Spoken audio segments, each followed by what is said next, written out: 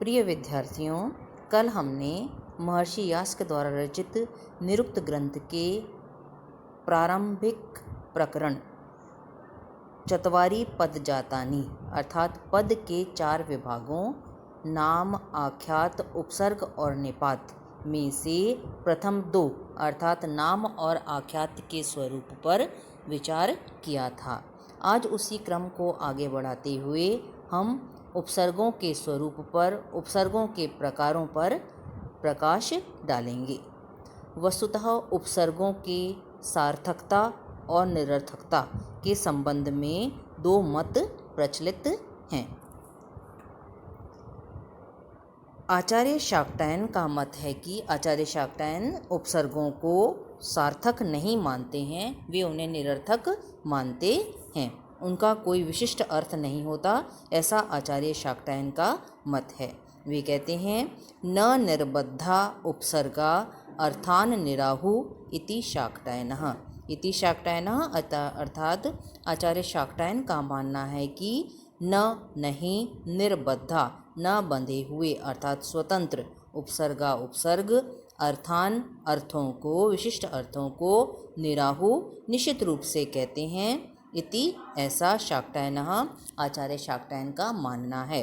अर्थात आचार्य शाक्टायन का मानना है कि निर्बद्धा न बंधे हुए अर्थात नाम और आख्यात से अलग हुए उपसर्गा उपसर्ग अर्थान अर्थों को, किन्हीं विशिष्ट अर्थों को न निराहु नहीं कहते हैं, निश्चित रूप से नहीं कहते हैं। नाम और आख्यात से स्वतंत्र हुए उपसर्ग, नाम और आख्यात के साथ न बंधे हुए, न संयुक्त हुए उपसर्ग किन्हीं विशिष्ट अर्थों को निश्चित रूप से नहीं कहते हैं, ऐसा आचार्य शाक्टायन का मानना है।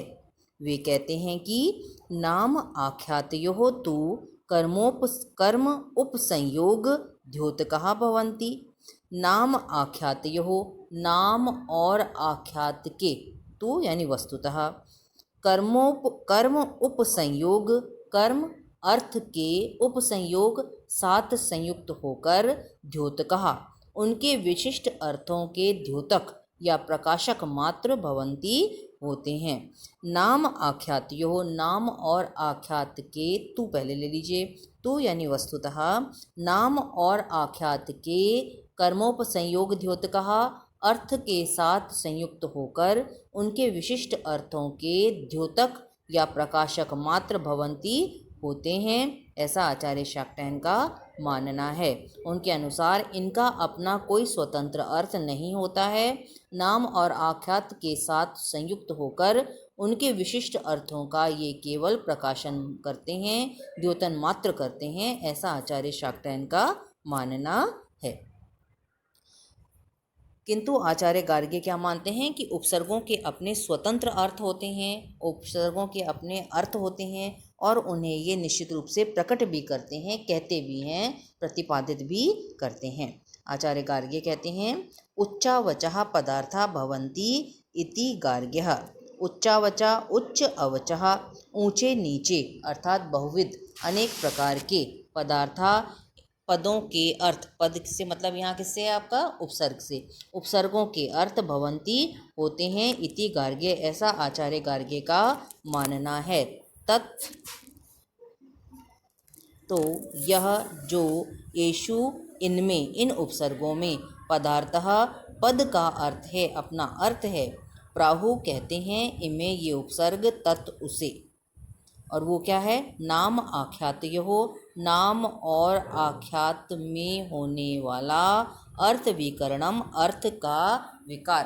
अर्थात आचार्य गार्ग्य का मानना है कि पदार्था इन पदों के, उपसर्ग रूपी पदों के उच्चावचः ऊंचे नीचे अर्थात अनेक प्रकार के अर्थ भवन्ति होते हैं।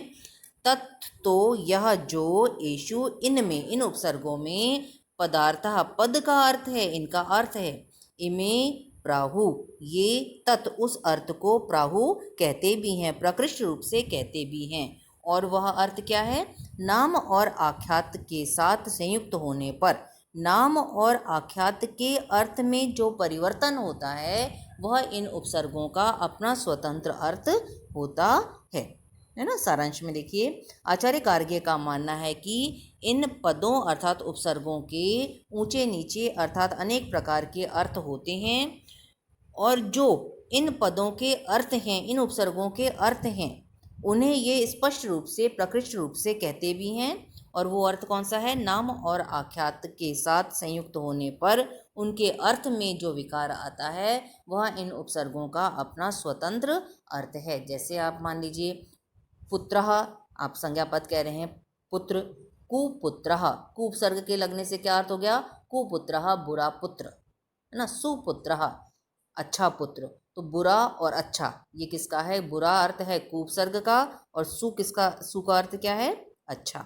तो ये इन उपसर्गों के लगने से संज्ञा पद में जो अर्थ का परिवर्तन या अर्थ का विकार आया था वह इन उपसर्गों का अपना स्वतंत्र अर्थ है। आख्यात पद ले लीजिए, गच्छति जाता है, आगच्छति आता है, या प्रतिगच्छति वापस जाता है। तो इधर आना या वापस जाना, ये जो अर्थ हैं ये आ या प्रति उपसर्गों के अपने स्वतंत्र अर्थ हैं, और उन्हें ये कहते भी हैं, निश्चित रूप से प्रकट भी करते हैं। ऐसा किसका मानना है? आचार्य गार्ग्य का मानना है। ठीक है, ये दो मत हो गए आपके। अब उपसर्ग विवेचन करते हैं हम। उपसर्ग कौन कौन से माने गए हैं वैदिक साहित्य में, है ना। तो देखिए, पहला कह रहे हैं, ये कुछ उदाहरण ले रहे हैं हम। आ इति अर्वाक अर्थे, आ यह उपसर्ग अर्वाक अर्थात इधर अर्थ को प्रकट करता है। जैसे आ पर्वतात, पर्वत से इधर। दूसरा देखिए, प्र परा इति एतस्य प्रातिलोम्यम, प्र और परा ये दोनों उपसर्ग एतस्य प्रातिलोम्यम इसके विपरीत अर्थ को यानी उधर अर्थ को कहते हैं। प्र पर्वतात, परा पर्वतात, है ना, पर्वत से उधर।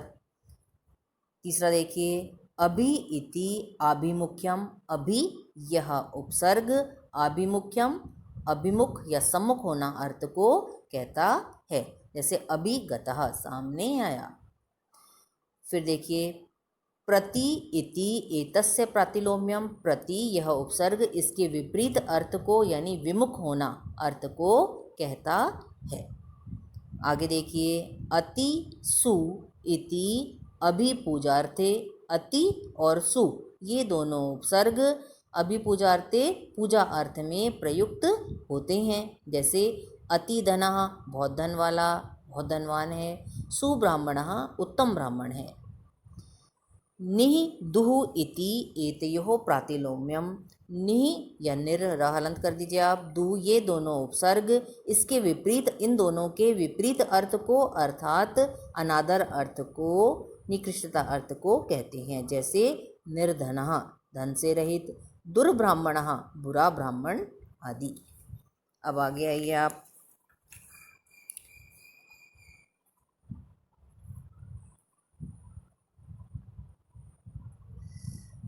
उप इति उपजनम, उप यह उपसर्ग उपजन अर्थात आधिक्य अर्थ को कहता है।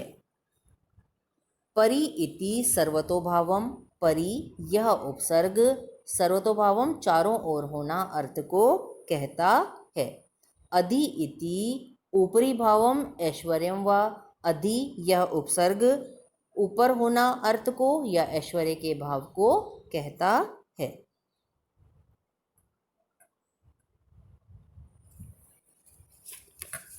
नि अव इति विनिग्रह अर्थियौ, नि और अव ये दोनों उपसर्ग विनिग्रह अर्थ में प्रयुक्त होते हैं। विनिग्रह यानी पृथक्करण अर्थ में प्रयुक्त होते हैं। उत इति एतयोः प्रातिलोम्यम, उत यह उपसर्ग इन दोनों के विपरीत अर्थ अर्थात किस अर्थ में आ गया? उत्कृष्ट, जोड़ना अर्थ में आ गया। सम इति एकी भावम, सम यह उपसर्ग एकी भाव अर्थात एकता या संग्रह करना आदि अर्थ में प्रयुक्त होता है। वि अप इति एतस्य प्रातिलोम्यम, वि और अप ये दोनों उपसर्ग इसके विपरीत अर्थ में अर्थात अलग अलग करना, पृथक पृथक करना अर्थ में प्रयुक्त होते हैं। अनु इति सादृश्य अपर भावम, अनु यह उपसर्ग सादृश्य यानी सादृश्य या समानता अर्थ को या अपर भावम अपर या अनुगमन अर्थ को प्रकट करता है। अपि इति संसर्गम, अपि यह उपसर्ग संसर्ग या संबंध अर्थ में प्रयुक्त होता है एवं इस प्रकार से उच्चावचान ऊंचे नीचे अर्थात अनेक प्रकार के अर्थान अर्थों को प्राहु आहु प्रकृष्ट रूप से आहु कहते हैं ये उपसर्ग। इस प्रकार से ये उपसर्ग ऊंचे नीचे अर्थात अनेक प्रकार के अर्थों को प्रकृष्ट रूप से कहते हैं ते उन्हें उपेक्षितव्य उप उपसर्ग है ईक्ष धातु है और तव्यत प्रत्यय है उप यानी बहुत समीप से बहुत ध्यान से। ईक्ष का अर्थ है ईक्ष धातु होती है देखना अर्थ में, तव्यत प्रत्यय चाहिए अर्थ में, बहुत ध्यान से बहुत समीप से देख लेना चाहिए। ठीक है, उपेक्षितव्य का अर्थ यहाँ है आपका बहुत समीप से ध्यानपूर्वक देख लेना चाहिए, हिंदी का उपेक्षित नहीं है। इस प्रकार से आपका पद का तृतीय जो पद समूह का जो तृतीय भाग था आपका उपसर्ग, वह हमने आज देखा। कल हमने पाठ पर प्रकाश डालेंगे।